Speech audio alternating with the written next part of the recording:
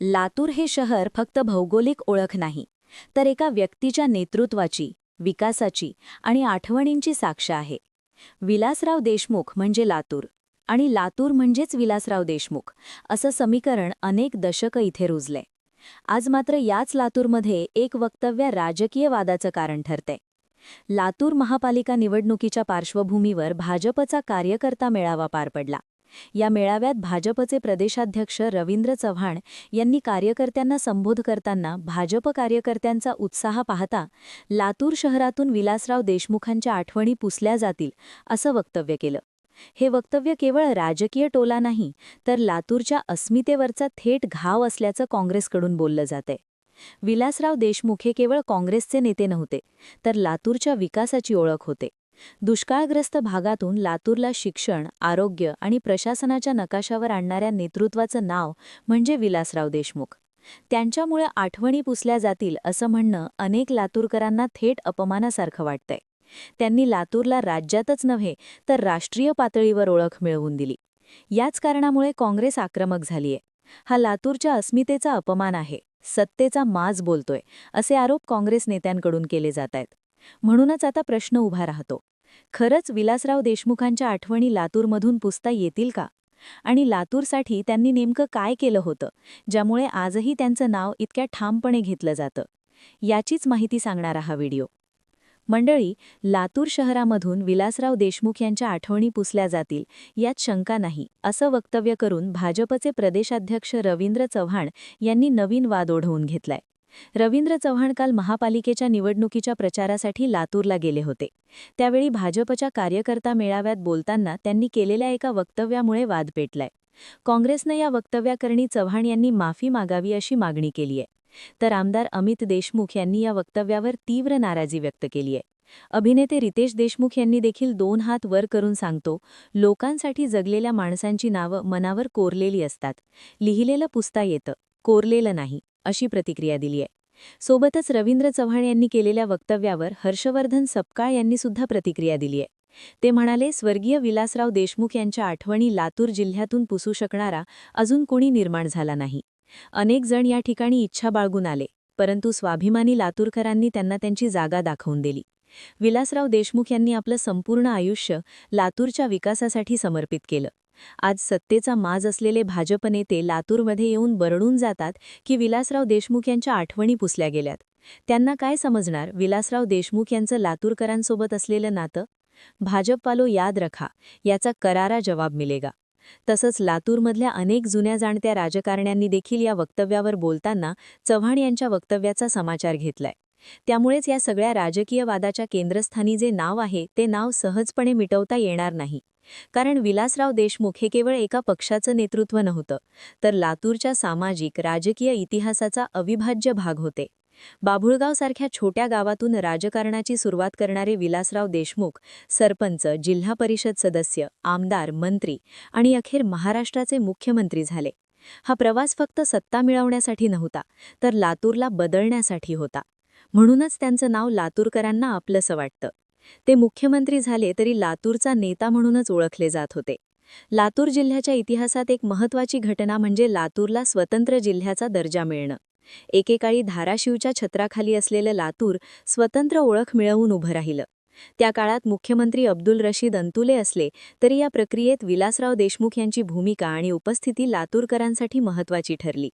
लातूर जिल्ह्याची प्रशासकीय, सामाजिक आणि राजकीय ओळख मजबूत होण्यामागे त्या काळातल्या नेतृत्वाचं योगदान नाकारता येणार नाही.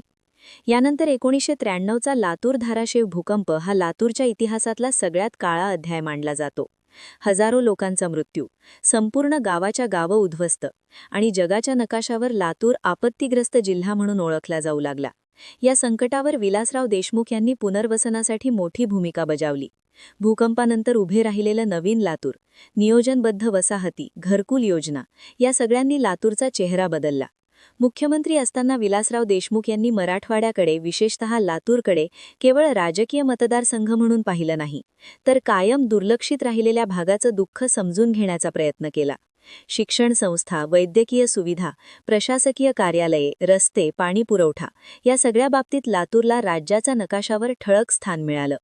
विलासराव देशमुख यांचा जन्म लातूर जिल्ह्यातलाच, त्यामुळे लातूरच्या मातीशी, इथल्या माणसांची आणि इथल्या प्रश्नांशी त्यांचं नातं केवळ राजकीय नव्हतं, तर भावनिक होतं. लातूरचा विकास हा त्यांच्या राजकारणाचा केंद्रबिंदू होता. मुख्यमंत्री असताना विलासराव देशमुखांनी महाराष्ट्रभर मोठे निर्णय घेतले, पण लातूरकडे त्यांनी कधीच पाठ फिरवली नाही. शिक्षण, आरोग्य, रोजगार आणि पायाभूत सुविधा या सगळ्या क्षेत्रात लातूर मागे राहू नये यासाठी त्यांनी सातत्याने प्रयत्न केले. लातूरला शिक्षणाचं केंद्र बनवण्याचं स्वप्न त्यांनी पाहिलं. त्याच विचारातून पुढे विलासराव देशमुख फाउंडेशनच्या शैक्षणिक संस्था उभ्या राहिल्या. अभियांत्रिकी, तंत्रज्ञान, कौशल्याधारित शिक्षण यामुळे ग्रामीण भागातील मुलांना शिक्षणासाठी पुणे, मुंबईकडे धाव घ्यावी लागू नये ही त्यांची भूमिका होती. शिक्षणाबरोबरच रोजगार मिळावा यासाठी कौशल्य विकासावरही भर देण्यात आला. आरोग्य सेवांबाबतही विलासराव देशमुख संवेदनशील होते. लातूरसारख्या भागात चांगल्या वैद्यकीय सुविधा उपलब्ध व्हाव्यात यासाठी सरकारी पातळीवर प्रयत्न झाले. त्यांच्या स्मृतिप्रित्यर्थ आजही लातूरमध्ये आरोग्य शिबिरं आणि तपासणी मोहिमा राबवल्या जातात. हे त्यांच्या लोककल्याणकारी विचारांचं प्रतिबिंब मानलं जातं. लातूरचा केवळ शहरी विकास नव्हे, तर ग्रामीण भागालाही मुख्य प्रवाहात आणण्याचा त्यांचा प्रयत्न होता. रस्ते, दळणवळण, रेल्वे कनेक्टिव्हिटी, सरकारी कार्यालय, रोजगार योजना या सगळ्या गोष्टींमुळे लातूरचा चेहरामोहरा बदलू लागला. एकेकाळी दुष्काळासाठी ओळखल्या जाणाऱ्या मराठवाड्याला विकासाच्या चर्चेत आणण्यात विलासराव देशमुख यांचा मोठा वाटा होता. राजकारणात मोठ्या पदावर असतानाही त्यांनी स्वतःला दिल्लीतला नेता म्हणून वेगळं केलं नाही. लातूरचा आमदार, लातूरचा माणूस ही ओळख त्यांनी कायम जपली. त्यामुळेच लातूरकरांच्या मनात आजही विलासराव म्हणजे लातूर आणि लातूर म्हणजे विलासराव हे समीकरण घट्ट बसलेलं दिसतं. आज विलासराव आपल्यात नसले तरी लातूरमध्ये उभ्या राहिलेल्या शिक्षण संस्था, सामाजिक उपक्रम, आरोग्य सेवा आणि विकास कामं हे सगळं त्यांच्या कार्याची साक्ष देतात. लातूरच्या इतिहासात विकासाचा एक महत्त्वाचा अध्याय जर कोणाच्या नावाने लिहिला गेला असेल तर तो अध्याय विलासराव देशमुख यांच्या नावानेच लिहिला जातो. म्हणूनच आज लातूरमधून विलासराव देशमुख यांच्या आठवणी पुसल्या जातील असं म्हणणं केवळ राजकीय वक्तव्यापुरतं मर्यादित राहत नाही, तर ते लातूरच्या इतिहासाशी, संघर्षाशी आणि स्वाभिमानाशी थेट भिडणारं ठरतं. कारण इमारती हटवता येतात, नावफलक बदलता येतात, पण लोकांच्या मनात कोरलेली ओळख पुसता येत नाही. विलासराव देशमुख हे लातूरकरांसाठी फक्त माजी मुख्यमंत्री नव्हते, तर संकटात धावून येणारा नेता, दुर्लक्षित भागाचा आवाज आणि विकासाची दिशा दाखवणारा विचार होते. आज निवडणुकीच्या राजकारणात आरोप प्रत्यारोप सुरू राहतील, वक्तव्यावरून वाद पेटतील, पण काळाच्या कसोटीवर टिकून राहतात त्या आठवणी, ज्या कामातून जन्माला येतात. लातूरचा विकास, भूकंपानंतर उभे राहिलेलं नवीन शहर, शिक्षण, आरोग्याच्या सुविधा आणि मराठवाड्याला मिळालेली ओळख हे सगळं कुठल्याही एका निवडणुकीपुरतं मर्यादित नाही. म्हणूनच प्रश्न असा नाही की विलासराव देशमुखांच्या आठवणी पुसल्या जातील का, तर खरा प्रश्न असा आहे की लातूरच्या इतिहासातून विकासाचा अध्याय कुणाला पुसता येईल का? उत्तर लातूरकरांच्या मनात स्पष्ट आहे. कारण काही नावं कागदावर लिहिलेली असतात, ती लोकांच्या आयुष्यात कोरलेली असतात आणि कोरलेलं कधीही पुसता येत नाही. तुम्हाला विलासराव देशमुख यांच्या कार्याबद्दल काय वाटतं आणि रवींद्र चव्हाण यांच्या वक्तव्यावर तुमचं मत काय हे आम्हाला कमेंट करून नक्की सांगा. आणि सोबतच आपल्या चॅनलला सबस्क्राईब करायला विसरू नका. धन्यवाद.